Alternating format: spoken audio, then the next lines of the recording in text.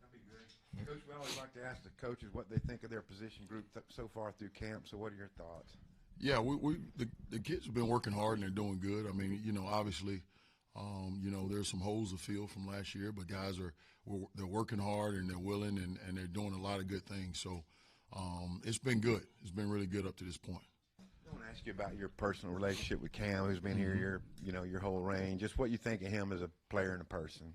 I think he's a great kid. I mean, really, really good kid. Got a chance to know his father as well over the past couple of years, and just seeing him and he is an example that I use in a lot of when I'm talking to a lot of kids, because you get the full package. You get a good player, you get a great kid, you get a great student who's already graduated. He's kind of got all of his ducks in a row, and my hat's off to his mom and his dad and his family, because they've done a great job with him. And I think the biggest deal with we talk about in coaching is kids don't really care about what you know until they know you care, and Cam knows that we truly care about him and his family, and it's been a great relationship. He's kind of creating a long-term legacy here by staying the whole time. Yeah. And I think Travis and maybe Ben Souders both told us that he had offers with more money and stayed here. So maybe what does that say about him? What do you expect from him this year? More money is that's to say the least. I mean, he had some major stuff going on, and he chose us to stay here, and he believes in what we're doing. He believes in what we're doing in the D-line room. He's and a lot of times, people in this business now is become such money driven that it's all about how much this and how much that, and they really don't get a chance to know the kids. That is more about than that kid than the money. And he's invested in the program, and we're invested in him, and so we're excited about the relationship we have. Deke, we've heard a lot about Justice Boon. Just what's happened, I guess, in fall camp to really make him emerge? Well, he's played in this league before, at his previous school, and so he does a really good job. He's a physical kid. He works really, really hard. And he understands whatever his limitations are. He understands those, and he works through them. But he plays hard. He works hard, and he's a great kid as well. One of the things I've always wanted to do is just have great kids in the room, because in this business so much we're away from families and all this stuff so much. You want to be around good kids as well as good players, and he's both. And he's working hard, man. He's playing physical and all that. So I'm happy with him. And in-state kid Charlie Collins, how has he developed now, his second season? He's starting to come along. He's understanding the game and some of those things that, as a freshman, your eyes are all over the place. He's starting to understand where to put his eyes and I guess the risk he can take in certain situations. But he's working hard. He's always been a hard worker, but it's about, gaining the weight, becoming stronger and all that. And he's done all that, and he's getting better daily. Justin, we didn't hear a whole lot about him in the spring. What's been different from spring to fall camp with him? Well, Boon is. I mean, he's just. And I say this, you probably didn't hear as much about him because he just got here. But as he started to come through and he started to be consistent in everything he's doing, and he started to learn the system, and he started to understand the way we do things here, he started to become a guy in the forefront of what we're doing. But he's playing really well right now. He's playing hard, and right now I'm just he's rotating guys around to find the best combination right now. A couple other guys who just got here, I guess, Philip Lee and Ken Talley, freshman. Is Keandre Johnson? Is he working at DN or end? Yeah. Well, he's at DN. DN, yeah. So Keandre and Frank Mulipola. I'm not sure if I'm saying that name. Yeah. I call him Frank because I don't want to insult him by trying to. Right. Like I did. I gotta still learn it to say exactly the way it's supposed to be said. Yeah. If you could just let us know what your impressions are on those two older guys and then the two freshmen. Well, Tally and Lee. I mean, they've done a good job. I challenge those guys because it's different playing in this league, and I don't care what anybody says. It's just different playing in this league up front. And I challenge those guys daily on playing physical. And they play hard. There's never been a question about that. But just being able to play physical, hold the point, rush the passer, and things like that. I mean, I challenge those guys daily. So they're getting better, and they're understanding on all that. Now, Keandre's still young. He's learning things as they go. Frank is he's an older kid, but there's some limitations on things where he came from and all that. So he's still learning as well. But I think all of them are getting better, and they're learning daily. And it's good with I guess being in camp. You have all the meeting time and all that stuff, so you get a chance to do a lot. And we're coming along. We're coming along. Yeah, and Trent's been good.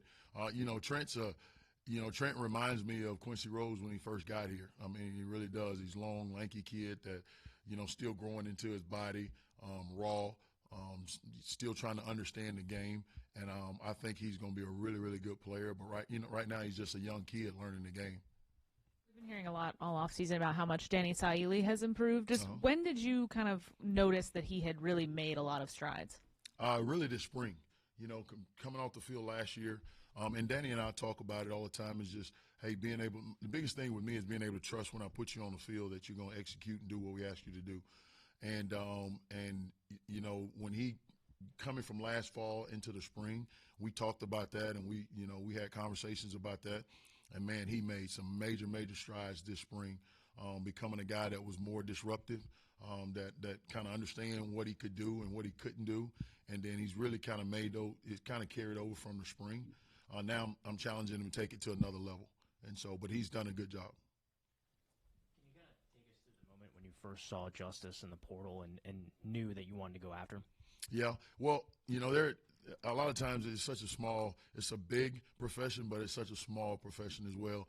I saw him in the portal. We watched his film, really liked some of the things he did. We knew that we were going to need, we were losing some DNs, and we needed some kids that could hold the point and also be good run stoppers and also rush the passer. A guy that really coached him, was a quality control guy at his previous school. I know personally. I reached out to him, asked, hey, tell me about this kid. What type of kid is he? And I got nothing but praise about who he is and the way he works. And man, he's been living up to that from the day he stepped on campus.